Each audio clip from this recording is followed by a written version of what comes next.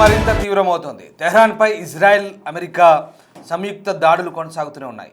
ఇరాన్లో ఇప్పటివరకు మృతుల సంఖ్య 2000 దాటినట్టుగా ఇరాన్ రెడ్ క్రిసెంట్ చెప్తోంది. ఏమాత్రం ఇరాన్ కూడా వెనక్కి తగ్గట్లేదు. అమెరికా ఎయిర్ బేస్ల టార్గెట్లుగా భీకర దాడులు జరుపుతోంది. ఏకంగా 20కి పైగా అమెరికా స్థావరాలపై అటాక్స్ చేసింది.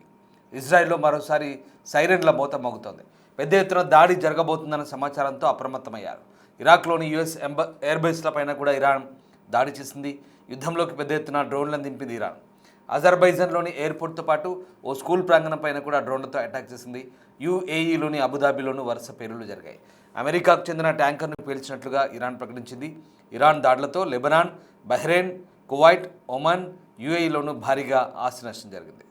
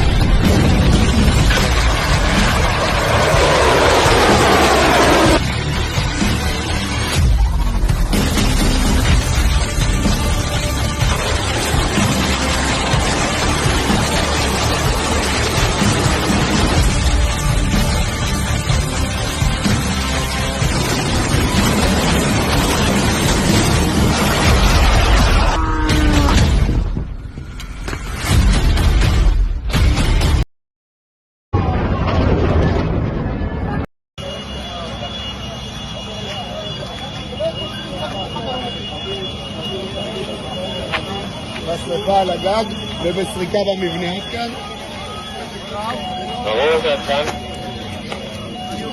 חולצו כל הלכודים? אנחנו בסריקות. עדיין בסריקות.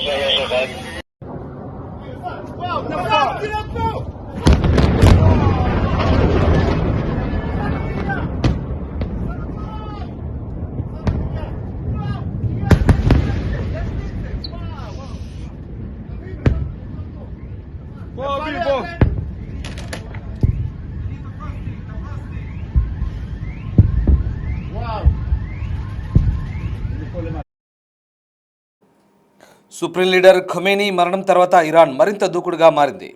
ఇజ్రాయెల్ సహా గల్ఫ్ దేశాలపై అతిపెద్ద ప్రాణాంతకమైన క్షిపణి దాడిని ప్రారంభించింది. గురువారం ఇరాన్ ప్రయోగించిన క్షిపణులు ఇజ్రాయెల్తో పాటు దుబాయ్, అబుదాబి, దోహా, మనామాలను కూడా దెబ్బతీస్తున్నాయి. ఇరాన్ యుద్ధంలో మృతుల సంఖ్య మరింత పెరిగింది. ఈ నేపథ్యంలో ఇప్పటి వరకు ఇరాన్లో 1280 మంది ప్రాణాలు కోల్పోయినట్టుగా తెలుస్తోంది. లెబనాన్లో 77 మంది చనిపోయినట్టుగా తెలుస్తుంది. 6వ రోజు కూడా ఇరాన్పై అమెరికా, ఇజ్రాయెల్ భీకర దాడులు చేస్తున్నాయి. టెహ్రాన్తో పాటు ఇరాన్లోని పట్టణాలను టార్గెట్ చేస్తున్నాయి. ఇరాన్ కూడా ధీటుగా సమాధానం ఇస్తుంది. దీన్ని బట్టి చూస్తుంటే ఇరాన్ యుద్ధం నెలల తరబడి కొనసాగే అవకాశాలు కనిపిస్తున్నాయి. ఇజ్రాయెల్, అమెరికా బలగాలపై తమ దాడులు కొనసాగుతాయంటూ ఇరాన్ ప్రకటించింది. మీరు చూస్తున్న దృశ్యాలు ఇరాన్ తన క్షిపణులను, డ్రోన్లను ప్రయోగిస్తున్నటువంటి ఆ యుద్ధ క్షేత్రాన్ని చూడొచ్చు. ఇరాన్లోని మారుమూల ప్రాంతాల నుంచి, మైదాన ప్రాంతాల నుంచి ఇరాన్ డ్రోన్లు ఎగురుతున్న దృశ్యాలు మనకు కనబడుతూ ఉన్నాయి. ఇది ఒక గుర్తు తెలియని మారుమూల ప్రాంతంగా తెలుస్తుంది. ఇరాన్లోని ఆ ప్రాంతం నుంచి, మైదాన ప్రాంతం నుంచి ఇరాన్ డ్రోన్లు, క్షిపణులు గల్ఫ్ దేశాలపైకి, అలాగే చుట్టుపక్కల అమెరికన్ ఎయిర్ బేసులతో పాటు ఇతర దేశాలపైకి ఇరాన్ క్షిపణులు దాడికి వెళ్తున్న దృశ్యాలు ఇవి మనం చూస్తూ ఉన్నాం. డిస్టర్బింగ్ కంటెంట్ ఇది. ఇరాన్ తన క్షిపణి ప్రయోగాలకు సంబంధించినటువంటి కొన్ని దృశ్యాలను ఇక్కడ మనం చూడొచ్చు. వివిధ దేశాలపై ఇరాన్ ప్రయోగిస్తున్నటువంటి క్షిపణులు ఎంత విధ్వంసకరంగా ఉన్నాయో మనకు అర్థమవుతుంది. అలాగే అటు రాజధాని తెహ్రాన్తో పాటు ఇతర ఇరాన్ నగరాలపై అమెరికా, ఇజ్రాయెల్ కూడా విరుచుకుపడుతుంది. ఈ నేపథ్యంలో ఈ పరస్పరం దాడులు, ప్రతిదాడులతో రెండు వైపులా భీకర పరిస్థితులు నెలకొన్నాయి.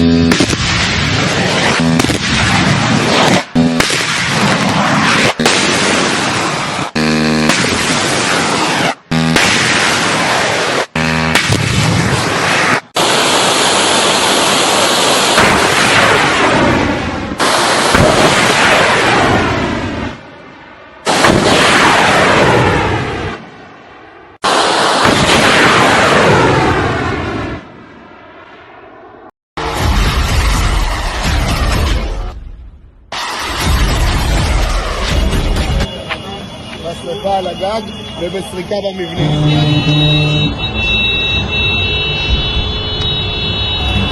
חולצו כל הלכודים. ובסריקות. עדיין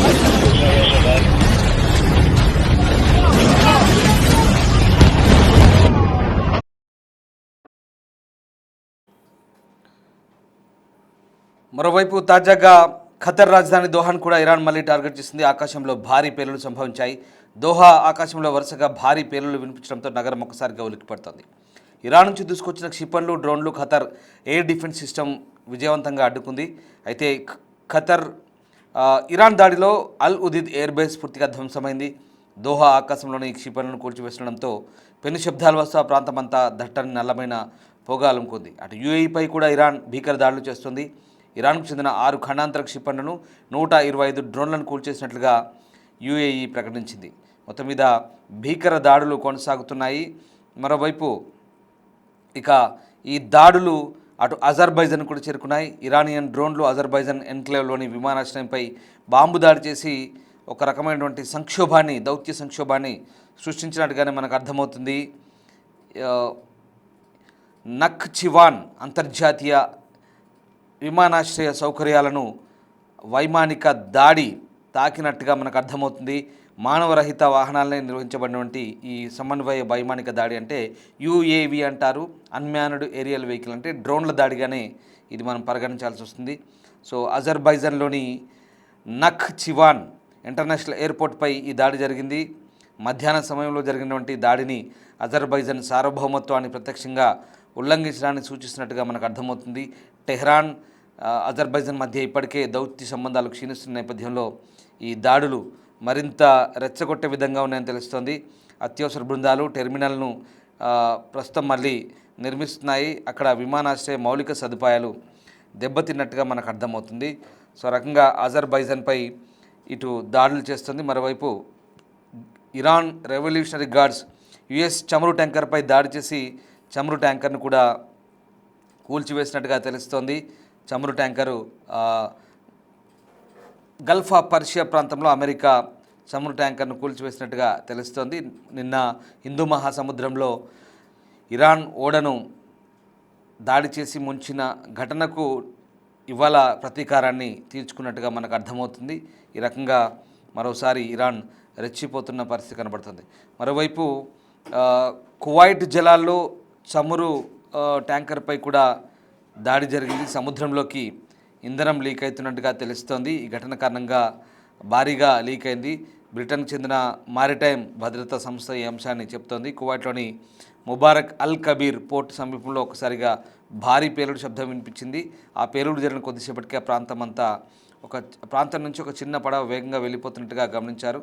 సో ఆ రకంగా ప్రస్తుతం ఇరాన్ చుట్టుపక్కల ప్రాంతాలన్నింటినీ కూడా ఎంతలా ఇబ్బంది పెడుతుందో ఈ దాడులు మనకు కనిపిస్తున్నాయి. మరోవైపు ఇరాన్ చేసినటువంటి దాడులు ఏవైతే ఉన్నాయో ప్రస్తుతం గల్ఫ్ కంట్రీస్ అంటే ప్రధానంగా బహ్రెయిన్, ఖతర్, ఒమన్, కువైట్ అలాగే యుఏఈ ఈ దేశాలను చాలా ఇబ్బంది పెడుతున్న పరిస్థితి కనబడుతుంది. అయినప్పటికీ కూడా ఆ దేశాలు చాలా ఓపికగా సంయమనం వహిస్తూ పరిస్థితులను గమనిస్తున్న సందర్భం మనకు కనబడుతుంది. మరోవైపు అమెరికా, ఇజ్రాయెల్ కూటమి ఇరాన్ మధ్య భీకర యుద్ధం కొనసాగిస్తున్న వేళ ఫ్రాన్స్ ఒక ప్రకటన చేసింది. పశ్చిమాసియాలో తమ సైనిక స్థావరాలు కొన్నింటిని అమెరికా విమానాలకు అనుమతిస్తున్నట్లుగా ఫ్రాన్స్ చెప్తోంది.